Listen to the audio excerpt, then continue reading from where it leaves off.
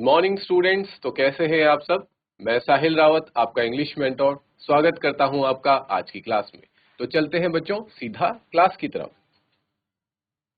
तो आज हमारे पास हम पढ़ने वाले हैं एक नया चैप्टर, अपना फुटप्रिंट्स विदाउट फीट का चैप्टर होने वाला है, chapter number 9, the book that saved the earth. ठीक है, वो किताब जिसने अर्थ को, हमारे ग्रह को, पृथ्वी को बचाया। ठीक है, तो बहुत ही इंटरेस्टिंग चैप्टर होने वाला है। पूरे ध्यान के साथ आप लोग यहाँ पे पढ़ेंगे। ठीक है, ठीक है। उससे पहले थोड़ा सा जो इन्होंने इन्फॉर्मेशन दे रखी है इसको देख लेते हैं। ठीक, mother goose is a well known book of nursery rhymes in English. Do you think such a book can save planet earth from a Martian invasion?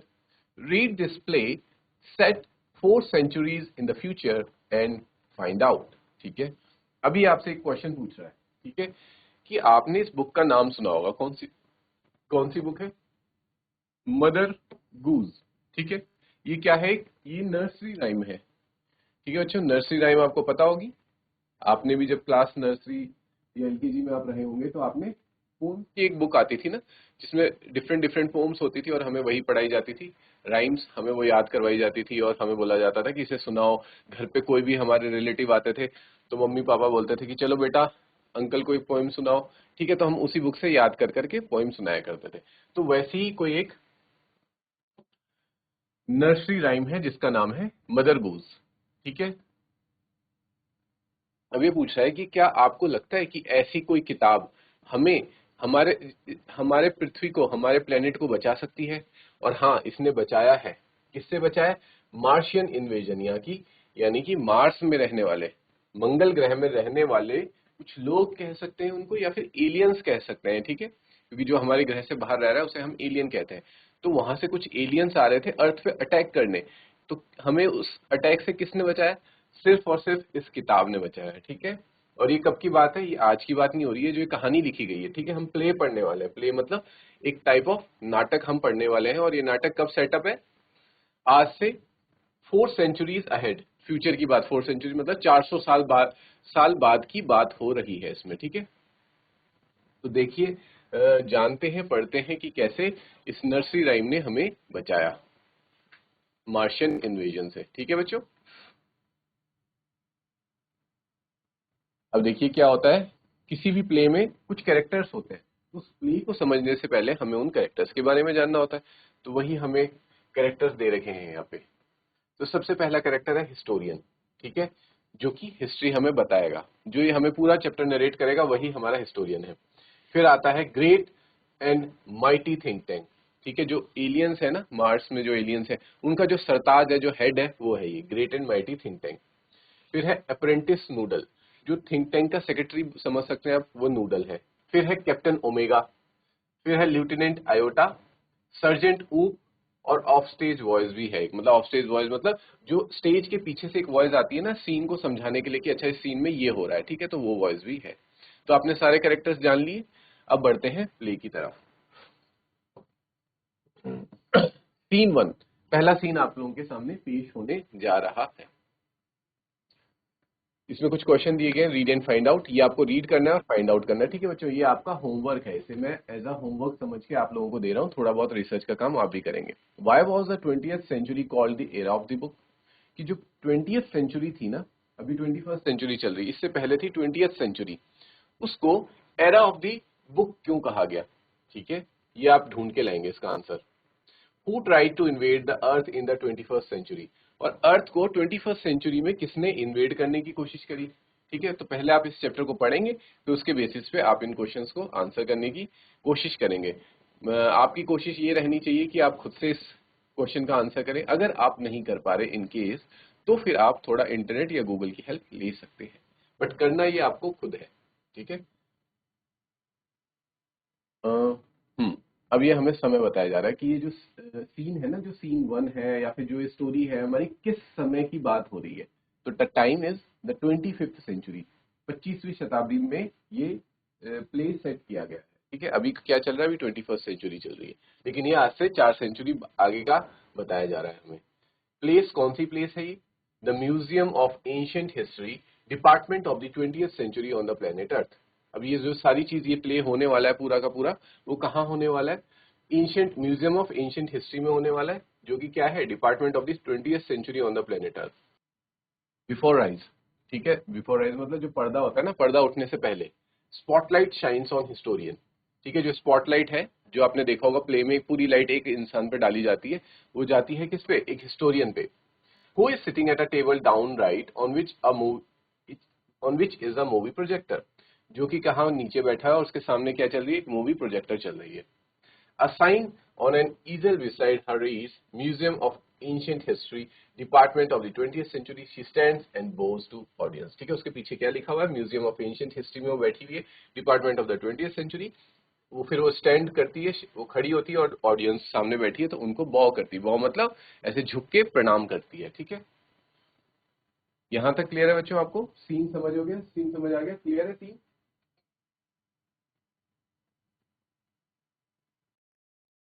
Okay students, तो देखते हैं हिस्टोरियन क्या कहती है। हिस्टोरियन कहती है बो करने के बाद, good afternoon, welcome to our museum of ancient history and to my department, curiosities of the good old far of 20th century. The 20th century was often called the era of the book. In those days, there were books about everything, from anteaters to jewelers. Books taught people how to and when to and where to and why to. They illustrated, educated, punctuated and even decorated. ठीक है, तो देखो जिस question की मैं बात कर रहा था उसका आंसर आपको यही मिल गया कि 20th सेंचुरी को एरा ऑफ बुक क्यों कहा गया था। तो वही हिस्टोरियन समझाती है कि मैं आपका वेलकम करती हूँ, ऑडियंस को कहती है कि म्यूजियम ऑफ एंशिएंट हिस्ट्री में मैं आपका वेलकम करती हूँ। कहाँ वेलकम करती हूँ?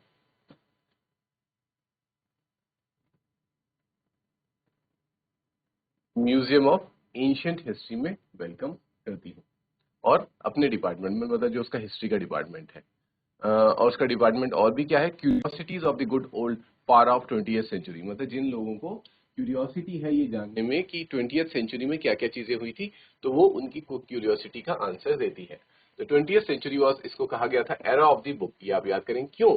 अब देखिए ये आपके क्वेश्चन का आंसर, क्योंकि उस एरा में, उस सेंचुरी में कह सकते हैं, या उस शताब्दी में बहुत अच्छी अच्छी तरह की बुक्स बनाई गई थी बच्चों। ठीक है, बहुत अच्छी किताबें लिखी गई थी। वहां हर तरह के टॉपिक से रिलेटेड किताबें थी।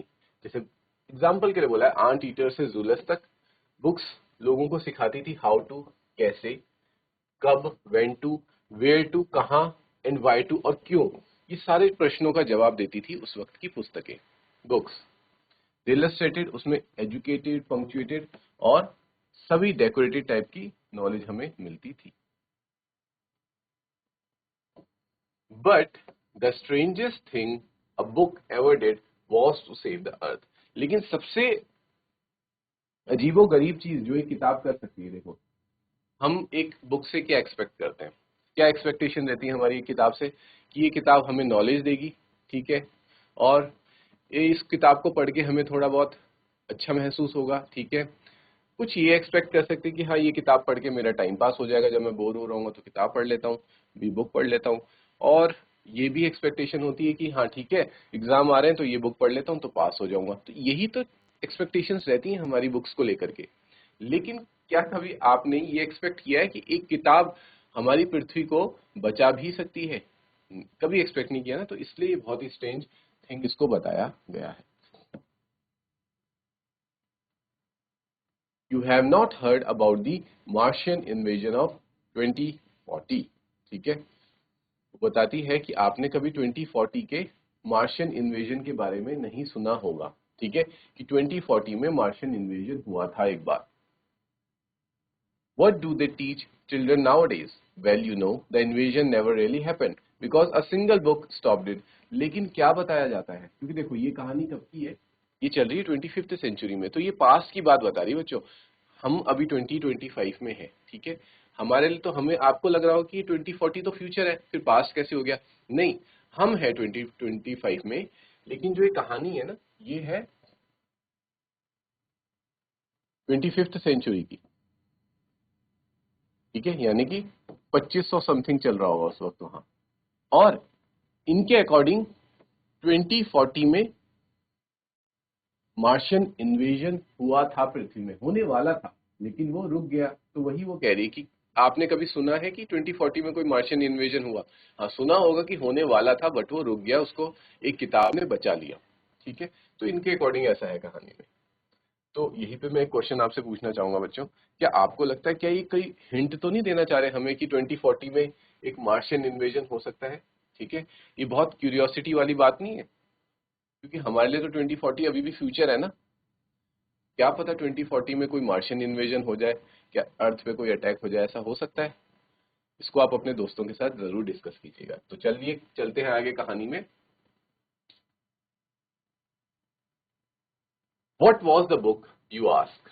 ठीक है, अ Nobel encyclopedia, a tome about rockets and missiles, a secret file from outer space? No, it was none of those. तो बोलती है ना कि किताब ने हमें बचाया, पर वो किताब किस बारे में थी ये तो पूछो। ठीक है, क्या वो किताब इंसाइक्लोपीडिया की किताब थी? क्या वो रॉकेट्स और मिसाइल्स के बारे में थी? या फिर वो कुछ सीक्रेट फाइल्स बताती थी आउटर स्पेस के बारे में? तो लास्ट में कहती नहीं, ऐसा कुछ भी नहीं है, वो इनमें से कुछ भी नहीं थी। अगर वो इनमें से कुछ भी नहीं थी तो क्या थी? It was but here, let me turn on the historiscope and show you what happened many centuries ago in 2040। ठीक है, वो बताती है, चलो मैं तुम्हें बताती हूँ कि क्या हुआ, लेकिन उससे पहले थोड़ा हिस्ट्री में वापस चलो कि 2040 में क्या हुआ था।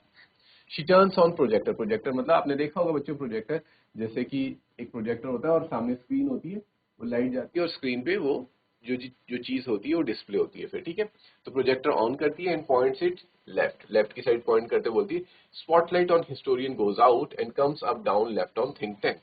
अब जो स्पॉटलाइट अभी तक हिस्टोरियन पे थी, वो स्पॉटलाइट अब किस पे जाती है? थिंक टैंक पे। ठीक है, अब प्ले स्टार्ट होता है। थिंक टैंक आपको पता है कौन है? जो मार्स में रहने वाले एलियंस है उनका सबसे बड़ा हेड है। who is seated on a raised box, arms folded। ठीक है, जो एक मतलब एक जैसे कह सकते हैं गद्दी में बैठा हुआ है, ऊंची उठी हुई गद्दी में बॉक्स में बैठा हुआ है और उसके आर्म्स फोल्डेड हैं ऐसे। ठीक है, इस तरह से उसने अपने आर्म्स फोल्ड कर रखे हैं, क्योंकि वो हेड है तो उस तरीके से बैठा हुआ है। He has a huge egg shaped head and he wears a long robe decorated with stars and circles। ठीक है, उसका कैसा है? उसका एक बहुत बड़ा एग शेप का सर है, अंडे जैसा एक सर है उसका, बहुत बड़ा, तभी तो उसका नाम थिंक टैंक है। ठीक है, हो सकता है क्योंकि देखो बच्चों, एलियंस कैसे होते हैं? दिखने में बहुत अजीबो गरीब होते हैं ना, और थिंक टैंक है उसमें बहुत ज्यादा दिमाग है, तो उसका सिर भी बहुत ज्यादा बड़ा है, अंडे जैसा बहुत बड़ा सर है उसका। और उसने क्या पहना हुआ है? उसने एक लॉन्ग रोब पहना हुआ है, जैसे आपने देखा होगा ना सुपरमैन या फिर बैटमैन टाइप अपने पीछे एक रोब टाइप का पहनते हैं। ठीक है, या फिर कुछ आर्मी के जनरल्स भी पहनते हैं, कुछ कुछ डिक्टेटरशिप वाली कंट्रीज में पहनते हैं। ठीक है, तो उसने वो पहना हुआ है और उसमें बहुत सारे स्टार, सितारे और सर्कल्स वगैरह लगे हुए हैं, जो कि ये शो कर रहे हैं कि ये बहुत ज्यादा बहुत बड़ा एक कोई हेड है। ठीक है, उसकी कह सकते हैं आप पोस्ट को सिग्निफाई कर रहा है। Apprentice Noodle stands beside him at an elaborate switchboard. A sign on an easel reads। ठीक है, और उसके बगल में कौन बैठा हुआ है? उसका अप्रेंटिस यानी कि उसका सेक्रेटरी नूडल बैठा हुआ है। और वहां पे उसके पीछे क्या साइन लगा हुआ है? Mars space control. इससे पता चलता है कि वो मार्स में बैठे रहेंगे। ठीक है, Mars space control, great and mighty think tank, commander in chief. और पीछे लिखा है कमांडर इन चीफ कौन है? Great and mighty think tank, ये उसका पूरा नाम है। ठीक है, गो लो बिफोर एंटरिंग, कि मतलब अगर आप उस रूम में एंटर करना चाह रहे हैं तो पहले आपको ऐसे झुकना पड़ेगा, तभी आप अंदर आ सकते हैं। तो देख रहे हैं आप थिंक टैंक की पावर, वो सबको कितना वो करके रखता है अपने नीचे, अंडर कंट्रोल में रखता है सबको थिंक टैंक। तो पहली बात नूडल यहाँ पे कहता है, ठीक है, देख रहे होंगे आप स्क्रीन पे, नूडल इज सेइंग, बोइंग, बो करते हुए, ठीक है, झुकते हुए नूडल कहता है, oh great and mighty think tank, most powerful and intelligent creature in the whole universe, what are your orders? ठीक है, तो बोलता है कि ग्रेट माइटी थिंक टैंक, आप दुनिया में सबसे ताकतवर और सबसे इंटेलिजेंट क्रिएचर हैं इस पूरे यूनिवर्स में, आप बताइए आपका ऑर्डर क्या है? ठीक है, इस पे थिंक टैंक क्या कहता है? Previously, you left out part of my salutation, apprentice Noodle. Go over the whole thing again. तो कहता है कि जो तुमने मेरे इंट्रोडक्शन देते हुए कुछ बातें अभी नहीं बोली, दोबारा से मेरा इंट्रोडक्शन दो। ठीक है, इतना सब इंट्रोडक्शन तो दे दिया, उसके बावजूद भी उसे लग रहा है कि अभी मेरा इंट्रोडक्शन अधूरा है, और मेरा इंट्रोडक्शन दो। फिर नूडल फिर से स्टार्ट करता है, it shall be done sir. ठीक है, मैं करता हूं in a sing song. Oh great and mighty think tank, ruler of Mars, her two moons, most powerful and intelligent creature in the whole universe. और इतना सब बोलते बोलते उसकी सांस आउट ऑफ ब्रेथ हो जाता है वो, ठीक है. What are your orders? ठीक है, ये आप समझ ही गए होंगे, ठीक है. उसकी तारीफ में सारी चीजें बोल रहा है. Great and mighty think tank, आप मार्स के रूलर हैं, 2 मून्स भी आपके कंट्रोल के अंदर हैं, आप सबसे ज्यादा पावरफुल हैं, इंटेलिजेंट क्रिएचर हैं पूरे यूनिवर्स में. अब बताइए आपके क्या ऑर्डर्स हैं. थिंक टैंक कहता है फिर, दैट्स बेटर नूडल. अच्छा, अब तुमने सही ढंग से बोला. I wish to be placed in communication with our manned space probe to that ridiculous little planet we are going to put under our generous rulership. What do they call it again? तो कहता है कि अच्छा, अब तुमने सही से बोला, अब मेरी बात ना, मेरा कम्युनिकेशन उन लोगों से करवाओ, उन आदमियों से कराओ जो हमारे स्पेस प्रोब, मतलब हमारी, कह सकते हैं, स्पेसशिप लेके कहाँ गए, किसी प्लेनेट पे गए हैं, उसको उस पर अटैक करने. ठीक है, उसने अपनी कोई टुकड़ी भेजी है अटैक करने. कहाँ पे? अर्थ की ही बात कर रहा है वो, और बोलता है कि कैसा घटिया सा, देखो उसे बोल रहा है रिडिकुलस लिटिल प्लेनेट, बहुत ही घटिया सा छोटा सा प्लेनेट है वो, ठीक है, जिसे कि हम अपने अंडर कंट्रोल करने वाले हैं. और फिर पूछता है कि उसको लोग क्या बुलाते हैं, क्या नाम है उसका. तो नूडल आंसर देता है अर्थ, योर इंटेलिजेंस, वहां का नाम अर्थ है. ठीक है, तो देखो थिंक टैंक हमारे प्लेनेट के बारे में कितना बुरा भला बोल रहा है. ठीक है, थिंक टैंक फिर क्या कहता है, Earth of course, you see how insignificant the place is. मतलब वो कहता है हाँ, अर्थ ही, उसी की बात कर रहा हूं मैं. तुम्हें पता ही है कि वो कितनी इनसिग्निफिकेंट, मतलब बेकार सी जगह है, उसका कोई सिग्निफिकेंस नहीं है. ठीक है, मतलब ये कह सकते हैं आप, जो ये थिंक टैंक है ना, बहुत ही घटिया इंसान है. ठीक है, अगर मान लो उसको पता है कि कोई इनसिग्निफिकेंट जगह है, मतलब उसका कोई यूज नहीं है, तो फिर वहां अटैक क्यों कर रहा है, क्यों अटैक करना चाह रहा है. अंदर से इसको पता है कि पृथ्वी कैसी जगह है, मार्स से तो लाख गुना अच्छी जगह है, ये इसको पता है, लेकिन फिर भी उसको एक्सेप्ट नहीं करना, उसको घटिया जगह ही बोलनी है. But first something important, my mirror, I wish to consult my mirror. ठीक है, फिर वो क्या करता है, सबसे पहले अपना मिरर देखता है. मिरर में मतलब वो ऐसे अपनी शक्ल देखने के लिए नहीं, उसमें वो उसके थ्रू वो कम्युनिकेट करता है.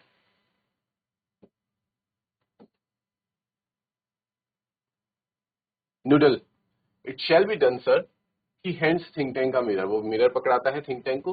Think tank, mirror mirror in my hand, who is the most fantastically intellectual gifted being in the land. और फिर मिरर से क्या पूछता है, जिसे आपने स्नो वाइट वाली, snow white and the 7 drops वाली स्टोरी सुनी होगी, उसमें क्या होता है, जो स्नो वाइट की स्टेप मदर होती है, उसका सपना क्या होता है कि वो दुनिया में सबसे खूबसूरत दिखे, उससे खूबसूरत इस दुनिया में कोई भी ना हो. तो उसके पास जो मिरर होता है, तो उससे वो बार बार ये पूछती है ना, mirror mirror tell me who is the most beautiful lady in the world, बार बार ये पूछती है. तो वैसी ये भी है थिंक टैंक, उसको अपनी खूबसूरती खूबसूरती का घमंड था स्नो वाइट की स्टेप मदर को. इसको किसका घमंड है, इसको अपनी इंटेलेक्चुअल, मतलब अपनी कह सकते हैं दिमाग का बहुत घमंड है, कि मेरे अंदर बहुत ज्यादा ही दिमाग है. ठीक है, लेकिन वो आप स्टोरी में आगे पढ़ेंगे कि वो सिर्फ एक घमंड ही है, इसके अंदर कुछ दिमाग नहीं है.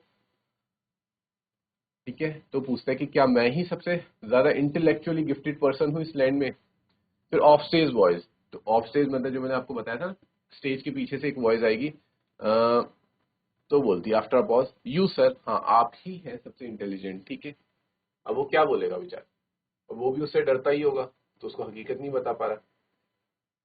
ठीक है, यहां तक क्लियर है बच्चों. ठीक है स्टूडेंट्स, आगे बढ़ा जाए.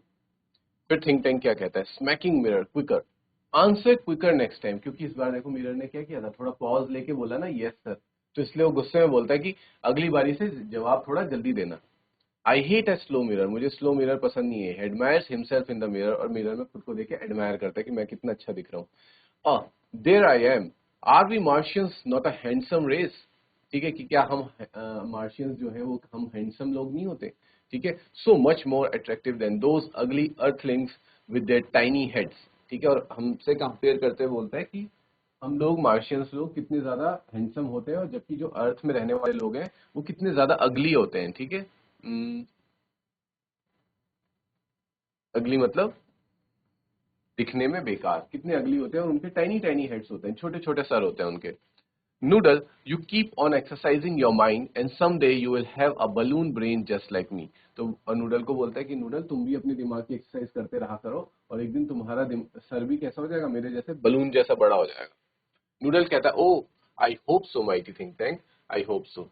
तो नूडल कहता है हाँ सर बिल्कुल, मैं ऐसा उम्मीद करता हूँ कि मेरा दिमाग भी आप जैसा हो जाएगा एक दिन। Think tank, now contact the space probe. अब स्पेस प्रोब को कांटेक्ट करो, मतलब जो लोग अर्थ में गए हैं स्पेसशिप्स लेके अटैक करने के लिए। I want to invade the primitive ball of mud called earth before lunch.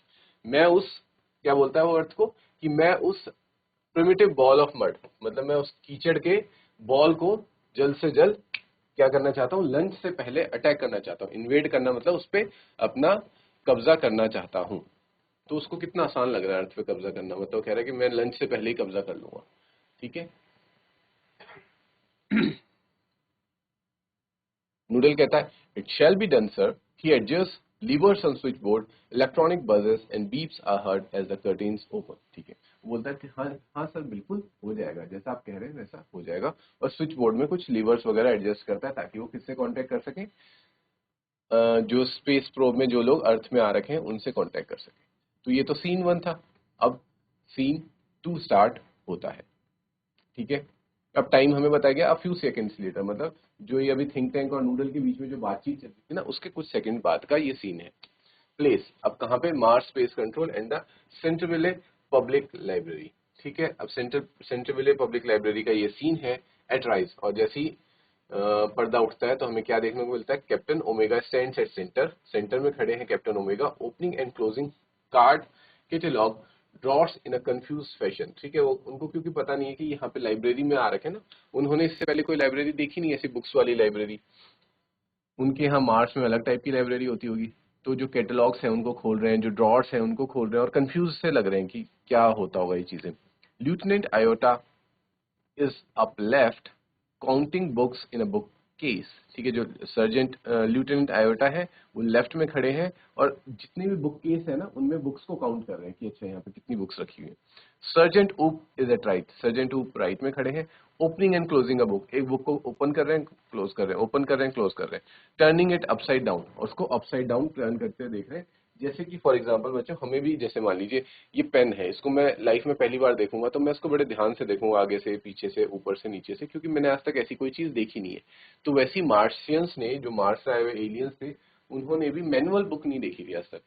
पढ़ते वो भी होंगे लेकिन वो उनका पढ़ने का तरीका कुछ और होगा। तो ऐसी बुक्स टाइप का स्ट्रक्चर उन्होंने आज तक नहीं देखा था, तो इसलिए उनके लिए that was a different thing. Shaking it and then riffling the pages and shaking his head, और फिर उसको शेक भी कर रहे थे, क्या पता इसके ये कोई बॉक्स हो, इसके अंदर कोई चीज हो। ठीक है, इस तरह से उसको देख रहे थे और साथ ही साथ उनका सर भी चकरा रहा था कि है क्या चीज, ये समझ ही नहीं आ रही। फिर नूडल एडजस्टिंग नॉब्स को एडजस्ट करते हुए कहता है I have a close sighting of the space crew sir. Think Tank puts on a pair of enormous goggles and turns towards the stage to watch. They seem to have entered some sort of earth structure. ठीक है, Noodle कहता है कि sir मुझे अब दिख रहा है कि वो लोग अभी कहाँ पहुंचे हुए हैं। ठीक है, तो ये सुनते ही थिंक टैंक अपने बड़े बड़े गॉगल्स लगा देता है देखने के लिए कि क्या चल रहा है जरा वहां पे। वो बताता है नूडल कि सर उन्होंने ना वो अर्थ के किसी स्ट्रक्चर में एंटर कर चुके हैं। Think tank excellent, make voice contact. अच्छा, तुम्हें दिख तो रहा है, विजुअल कांटेक्ट तो तुमने कर लिया, अब उनसे वॉइस कांटेक्ट भी करो, मतलब मेरी बात करवाओ उनसे। देखो बच्चों, ये है वो सीन। ठीक है, ये ये बुक्स काउंट कर रहा है, ये ड्रॉर्स को देख रहा है और ये इसको समझ ही नहीं आ रहा कि ये बुक्स क्या चीज है। ठीक है, तो कुछ ऐसा सीन है और इस प्रकार के वो एलियंस हैं जो मार्स से आए हुए हैं। ठीक है,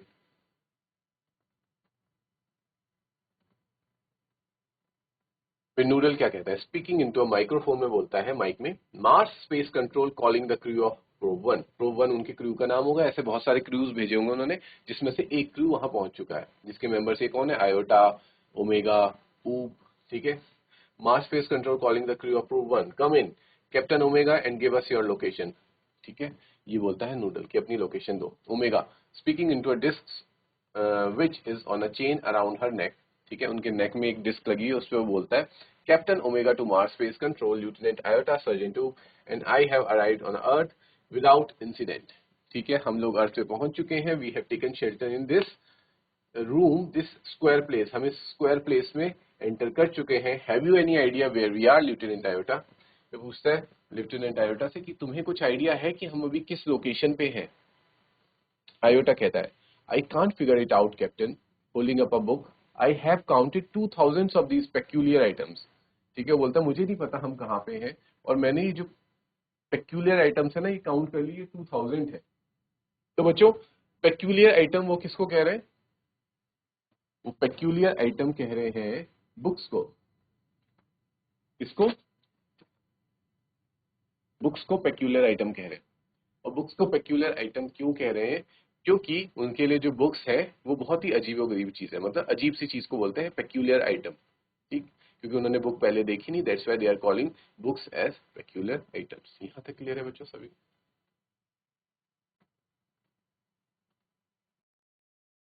ठीक है स्टूडेंट्स, आगे बढ़ते हैं।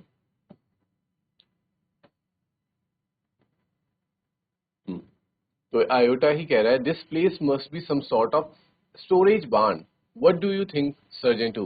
तो देखो, ओमेगा ने पूछा आयोटा से, क्योंकि ओमेगा इनमें से हेड में है।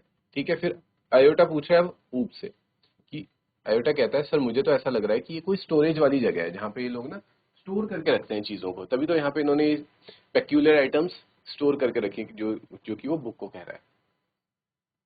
फिर ऊप कहता है I have not a clue, मेरे पास कोई क्लू नहीं है। I have been to 7 galaxies but I have never seen anything like this, maybe they are heads. वो कहता है कि मैं कितनी गैलेक्सीज में जा चुका हूँ, 7 गैलेक्सीज में जा चुका हूँ ऑलरेडी, लेकिन मैंने आज तक ऐसी कोई चीज नहीं देखी। उसे लग रहा है कि शायद ये कोई क्या है, ये हेड है। He opens a book and puts it on his head. वो उसको हेड समझ के ओपन करता है और अपने सर पे रख देता है। Say maybe this is a haberdashery. ठीक है, क्या पता है हबर्स डैशरी हो। Omega going low, perhaps the great and mighty think tank will give us the benefit of his thought on this matter। अब omega कहता है कि देखो हमें तो पता नहीं लग पा रहा है कि ये क्या चीज है, लेकिन इस बारे में हमें सिर्फ कौन बता सकते हैं? हमारे माइटी थिंक टैंक जिनमें बहुत ज्यादा दिमाग है, वही बता सकते हैं। ठीक है, तो इस तरीके से अपने सर पे रख रहे हो बुक को कि कहीं ये हेड तो नहीं है, हेड समझ के। Think Tank elementary my dear Omega, hold one of the items up so that I may view it closely। ठीक है, Omega holds a book on the palm of her hand। Yes, yes, I understand now। Since Earth creatures are always eating, the place in which you find yourself is undoubtedly a crude refreshment stand। ठीक है, तो बोलते हैं कि ठीक है मैं बता दूंगा तुम जो पूछना चाह रहे हो, पर पहले जो चीज तुम्हारे हाथ में है उसे मुझे दिखाओ। तो उसे दिखाने के लिए क्या करते हैं ओमेगा, अपने हाथ को ऐसे ऊपर उठाती हैं और दिखाती हैं कि ये देखिए सर, ये है।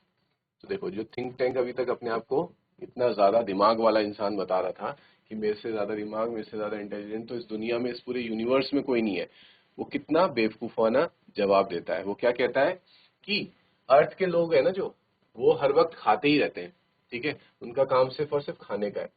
क्योंकि एलियंस शायद हो सकता है खाना वगैरह ना खाते हो, वो एनर्जी किसी और सोर्स से लेते हो, शायद हो सकता है वो सन से एनर्जी लेते हो, तो उनको खाने की जरूरत ना पड़ती हो। जैसे प्लांट्स है ना, प्लांट्स खाना नहीं खाते, वो क्या करते हैं, वो सन से एनर्जी लेते हैं और खाना अपना खुद बनाते हैं और खुद ही एब्जॉर्व करते हैं। तो शायद एलियंस का भी कुछ ऐसा सिस्टम हो। और जब वो ह्यूमंस को देखते होंगे अर्थ पे, तो उन्हें लगता होगा ये पता नहीं कैसे क्रिएचर है, हर वक्त दिन भर खाते ही रहते हैं। तो थिंक टैंक जो कि बहुत ही ज्यादा बेवकूफ था, उसको लगा कि ये कुछ ना कुछ खाते ही रहते हैं, इसलिए जिस जगह पे तुम अभी खड़े हो वो डेफिनेटली इन लोगों के कुछ खाने पीने की जगह है, रिफ्रेशमेंट स्टैंड है। ठीक है, he called library as refreshment stand. तो इतना बेवकूफ था वो, उसको ये भी नहीं पता चला कि लाइब्रेरी और एक रिफ्रेशमेंट जगह की स्टैंड में कितना डिफरेंस होता है। उसने लाइब्रेरी को क्या बोल दिया कि एक रिफ्रेशमेंट स्टैंड है। Omega to Iota and Oop, तो ओमेगा आयोटा और ऊप को बोलता है he says we are in a refreshment stage. तो वो बताता है कि थिंक टैंक ऐसा बोल रहे हैं कि हम एक रिफ्रेशमेंट स्टैंड में है।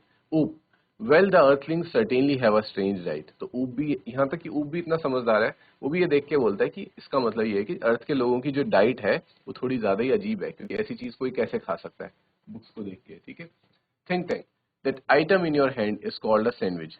यहाँ से देखो उसकी महानता का पता चलता है कि वो क्या कह रहा है, जो तुम्हारे हाथ में जो चीज है ना वो क्या है, वो एक सैंडविच है। तो समझ सकते हैं बच्चों कितना इंटेलिजेंट है थिंक टैंक। वो एक बुक को कंपेयर कर रहा है किससे, सैंडविच से, कि तुम्हारे हाथ में बुक नहीं बल्कि एक सैंडविच है। ओमेगा नॉडिंग अ सैंडविच, फिर आयोटा भी बोलता है अ सैंडविच, और ऊप भी बोलता है अ सैंडविच। सबके सब हैरान है ना। ठीक है, क्योंकि उनको तो कहीं से नहीं लग रहा वो सैंडविच, लेकिन जो हमारे थिंक टैंक साहब हैं वो बहुत ही ज्यादा इंटेलिजेंट है, उनको बुक क्या लग रही है, सैंडविच जैसी लग रही है।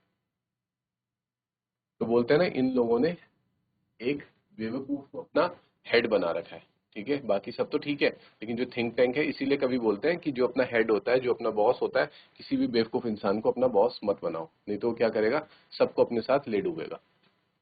और थिंक टैंक भी देखना भी यही करता है। Think tank, sandwiches are the main staple of Earth diet. Look at it closely. Omega Squint said book. There are two slices of what is called bread, and between them is some sort of filling. वो कहता है कि मुझे इतना पता है कि अर्थ के जो लोग हैं वो सैंडविचेस बहुत ज्यादा खाते हैं, और जो तुम्हारे हाथ में है वो भी एक सैंडविच है। उसमें जो ऊपर की जैसे बुक होती है ना, आपने देखा होगा बच्चों,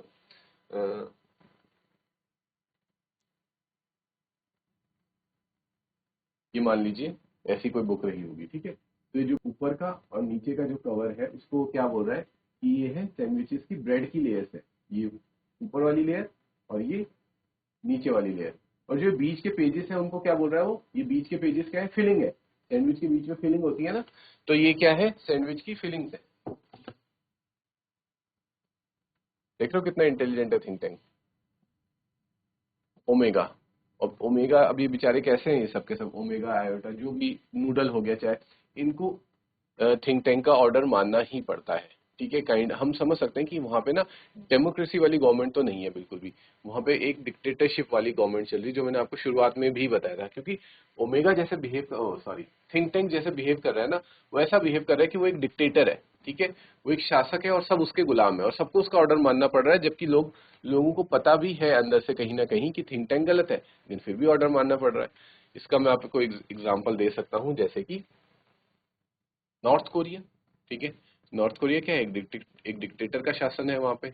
तो वहां पे भी लोगों को सही लगे चाहे गलत लगे, लेकिन उनको मानना ही पड़ता है जो उनका डिक्टेटर बोलता है। तो मार्स में भी क्या है, डिक्टेटरशिप है, और इनका डिक्टेटर है थिंक टैंक। थिंक टैंक अब जो भी बोल रहा है इनको मानना पड़ रहा है। तो बोल रहा है ठीक है सर, आप बोल रहे हैं सही होगा।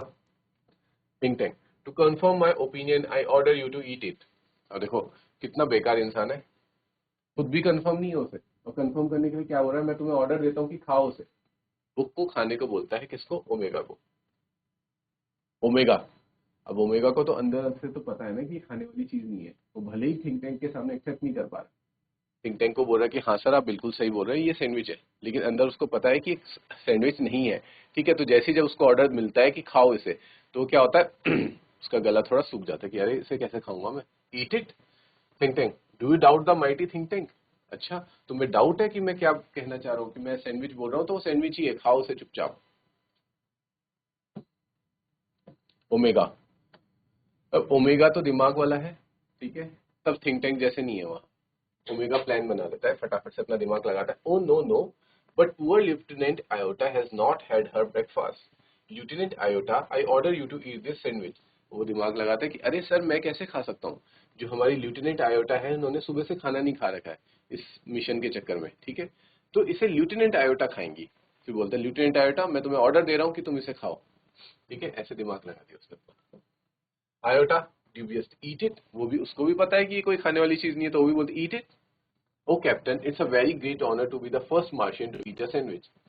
वो भी तारीफ करते हुए थोड़ा बोलती कि सर ये मेरे लिए एक बहुत ही ऑनर की बात होगी कि मैं पहली मार्शियन होंगी जो कि एक सैंडविच को खाऊंगी, लेकिन I am sure, but how can I be so impolite as to eat before my sergeant, ठीक है। लेकिन सर मैं कैसे खा सकती हूँ, उससे पहले तो जो मेरे सर्जेंट है वो इसे खाएंगे ना।